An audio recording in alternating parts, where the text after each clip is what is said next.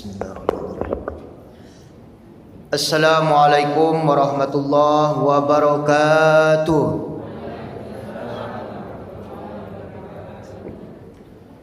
Alhamdulillahil badi'il hadim ila bayani mahya'ir rasyadim amadda arbaban wahawaras sama samsal bayani fi syuduril ulama. Rabbi syrah li sadri wa yassir li amri wahlul 'uqdatam min lisani yafqahu qawli. Puji dan syukur, mari sama-sama kita bersyukur kepada Allah Subhanahu wa taala yang mana Allah telah memberikan ribuan nikmat-Nya kepada kita, di antaranya nikmat kesehatan dan begitu juga nikmat kesempatan sehingga kita bisa melaksanakan salat subuh secara berjamaah di masjid yang sangat kita cintai ini. Salawat dan salam kepada baginda Nabi besar Muhammad sallallahu alaihi wasallam dengan lafaz Allahumma salli ala Sayyidina Muhammad wa ala ali Sayyidina Muhammad. Adapun kata penghormatan dari saya, yang saya hormati Bapak Ketua Pengurus Masjid Nurul Ihsan beserta jajarannya yang tak bisa disebutkan gelar dan pangkatnya satu persatu. Dan yang saya hormati bapak-bapak, ibu-ibu, hadirin hadirat jamaah salat subuh yang dimuliakan Allah Subhanahu wa taala. Nabi sallallahu alaihi wasallam di penghujung Ramadan ini, 10 terakhir Ramadan, memperbanyak waktunya yaitu berada di dalam masjid, menyibukkan waktunya untuk memperbanyak ibadah di dalam masjid. Tetapi berbeda dengan kita, yaitu umumnya orang Indonesia di penghujung Ramadan 10 terakhir malah banyak yang di pasar daripada yang ada di masjid. Jadi kalau bisa kita di 10 terakhir Ramadan ini memperbanyak amal ibadah. Hadirin jemaah yang dimuliakan Allah Subhanahu wa taala. Adapun tema kita pada kesempatan kali yang berbahagia ini ialah tentang 5 amalan 10 terakhir Ramadan. Apa amalannya Pak Ustaz di penghujung Ramadan ini? Iaitu memperbanyak membaca Al-Quran. Nabi sallallahu alaihi wasallam bersabda, barang siapa yang membaca Al-Quran 1 huruf akan dilipat gandakan 10 kebaikan. Aku tidak mengatakan alif lam mim itu 1 huruf, akan tetapi alif 1 huruf, lam 1 huruf dan mim 1 huruf. Diriwayatkan oleh Tirmizi. Hadirin bapa dan ibu jemaah subuh yang dimuliakan Allah Subhanahu wa taala. Terakhir di bulan Ramadan ini, marilah kita perbanyak yaitu membaca Al-Quran.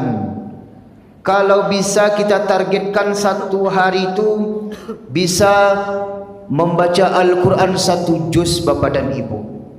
Ustaz, orang kari rayum banyak ke dibuat, kue ke dibuat le Pak Ustaz, baju ke di Bali baju rayu Pak Ustaz. Kalau tidak bisa 1 orang 1 juz bapa dan ibu, kita baca yaitu secara tadarus Al-Quran, secara berkelompok bapa dan ibu. Dibuat kelompok tapi dengan syarat, yaitu di dalam kelompok itu ada orang yang pandai baca Al-Quran. Tapi kalau ibu-ibu sebagian ada yang gigih. Yang pandai baca Quran kelompok A, yang tak pandai baca Quran kelompok B. Ketika kelompok A yang pandai baca Quran membaca, seketek dibaca, ditegur. Seketek dibaca, ditegur juga kawan. Tapi kalau kelompok B yang tak pandai membaca Quran, you tanang saja ibu-ibu tu. Ditanya Ustaz, ba'a kok tanang bu membaca Al-Quran? Ba'a lay Pak Ustaz, kami tidak pandai membaca Al-Quran. Jadi Kalau bisa di dalam satu kelompok tu harus ada yang pandai membaca Al-Quran, supaya bacaan kita diperbaiki sedikit demi sedikit. Dan ketika ibu-ibu membaca Al-Quran, a'udzu billahi minasyaitonir rajim, keluarlah makanan jo kuih-kuih risol sekali. Ibu yang membaca Al-Quran ko tapek puluh sukunya risol, dihitungnya risol ko ada 5 buah. Bismillahirrahmanirrahim, dicaliknya puluh risol ko balik, tinggal 3 buah lain. Alif Lam Mim, dicaliknya balik risol ko, tinggal cek lain. Sadaqallahul azim, ditanya kawan sebelahnya, ba'a ko ibu capek membaca Quran, ba'a lagi kecek ibu tu risol tinggal cik lagi nyuhan. Jadi ketika membaca Al-Quran atau tadarus, jangan dikeluarkan makanan atau kuih, sebab lebih banyak yang mencari makanan kuih daripada membaca Al-Quran. Kalau makanan kuih yang banyak keluar, yang makan lanjut makan, yang membaca Quran lanjut membaca Quran. Yang tani ayo yang mabuk membaca, yang membaca Quran. Begitu juga dengan kitab pengajian. Ketika malam nuzulul Quran, ceramahlah ustaznya di mukum. Setelah itu ibu-ibu lah bersedia mengeluarkan iaitu kuih atau snack. Lebih banyak mencalik kuih je makanan daripada ustaznya. Ba tu Pak Ustaz, takut indak kebagian makanan beku. Jadi ketika ustaz berceramah, sebaiknya sebagusnya tradisi kita hendak makanan keluar dulu, tetapi kotak infak. Lagu berjalan kotak infak ustaz tadi. Alhamdulillah. Itulah kita untuk membaca Al-Quran dengan tadarus. Dengan tadarus kata ulama, itulah cara terbaik untuk membaca Al-Quran. Satu orang yang membaca Al-Quran dan yang lainnya yaitu menyimak bacaan yang satu orang tersebut. Hadirin jemaah yang dimuliakan Allah Subhanahu wa taala. Yang kedua, yaitu amalan kita 10 terakhir Ramadan ini, kita perbanyaklah berzikir. Kita perbanyak zikir. Boleh zikirnya yang mana yang kita mau, boleh, yaitu tasbih, tahmid dan takbir. Subhanallah, alhamdulillah, Allahu akbar. Subhanallah, alhamdulillah, Allahu akbar. Boleh kita amalkan 50 dalam satu malam boleh. 100 satu malam ustaz leh boleh. Boleh bapa dan ibu, kita rutinkan. Kalau bisa, kalau sanggup 500 satu malam boleh. Ustaz, ambonio zikir la ilaha illallah. Karena si Abdul Abtur zikir tu Pak Ustaz, iaitu la ilaha illallah. Boleh bapa dan ibu. La ilaha illallah, la ilaha illallah, la ilaha illallah. Boleh kita amalkan 100 kali, 200 atau 300, tergantung bapa dan ibu berapa yang akan diamalkan. Ustaz, ambo niyo mengamalkan istighfar Ustaz. Zikir ambo perbanyak istighfar le boleh Ustaz? Boleh bapa dan ibu. Astaghfirullahalazim, astaghfirullahalazim, astaghfirullahalazim. Boleh bapa dan ibu. Terserah zikir mana yang bapa ibu ingin amalkan 10 terakhir Ramadan ini. Boleh yang ingin mengamalkan 100 kali dalam satu malam, boleh bapa dan ibu. Yang ingin mengamalkan yaitu 1000 kali, sangat bagus bapa dan ibu. Hadirin jemaah yang dimuliakan Allah Subhanahu wa taala. Ketika membaca zikir di sepenghujung Ramadan ini, jangan diiramakan bapa dan ibu. Tetapi kita yaitu khusus untuk memperbanyak zikir. Target kita yaitu masing-masing ada yang 100 boleh dan yang 200 boleh. Jangan dibunyikan iaitu dengan irama bapa dan ibu. Subhanallah walhamdulillah wala ilaha illallah Allahu akbar wala haula wala quwwata illa billahil aliyil azim. Jangan dibaca model itu, Bu. Supaya apa? Supaya kita bisa memperbanyak zikir 10 terakhir Ramadan ini. Yang ketiga yaitu amalan kita di penghujung Ramadan ini, kita perbanyaklah yaitu membaca salawat kepada baginda Nabi Muhammad sallallahu alaihi wasallam. Kita perbanyak salawat. Boleh salawatnya yang pendek, Allahumma salli ala Muhammad wa ala ali Muhammad. Boleh salawatnya lebih panjang sedikit, Allahumma salli ala Sayyidina Muhammad wa ala ali Sayyidina Muhammad. Boleh, tergantung bapa dan ibu yang mana yang akan diamalkan. Boleh 100 kali salawat satu hari atau ingin 200. Terserah bapa dan ibu yang mana yang akan diamalkan. Hadirin jamaah yang dimuliakan Allah Subhanahu wa taala. Semoga kita yang memperbanyak salawat kepada baginda Nabi Muhammad sallallahu alaihi wasallam dimudahkan Allah kita ziarah ke makam baginda Nabi. Laini bapa dan ibu ziarah ke makam baginda Nabi. Mudah-mudahan dimudahkan Allah kita yaitu umrah atau haji. Hadirin jemaah dimuliakan Allah Subhanahu wa taala.